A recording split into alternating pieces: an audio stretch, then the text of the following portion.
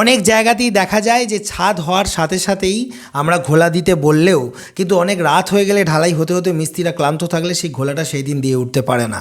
তার পরের দিন দুপুরবেলার দিকে মিস্ত্রিরা এসে সাইড ইট গাঁথার পর যদি ঘোলা দিতে যায়, সেই ঘোলা কি আদৌ টিকবে?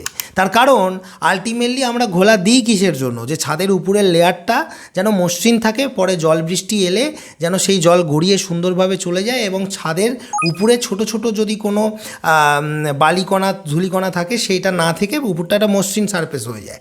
তাই যারা দুদিন একদিন বাদে ঘোলা দিতে যাচ্ছেন, দেওয়ার থেকে না দেওয়া ভালো, কারণ ওই ঘোলাটা টিকবে না, আলটিমেটলি উঠেই যাবে। যাদের ফাইনাল ছাদ, তার থেকে বরং আপনারা ঘোলার পরিবর্তে এখনকার দিনে যে সমস্ত স্মার্ট পেন্টগুলো বেরিয়ে গেছে, যেগুলো ছাদের উপর 2 লেয়ার 3 লেয়ার করলে ওয়াটারপ্রুফ হয়ে যাচ্ছে, সেগুলো করুন।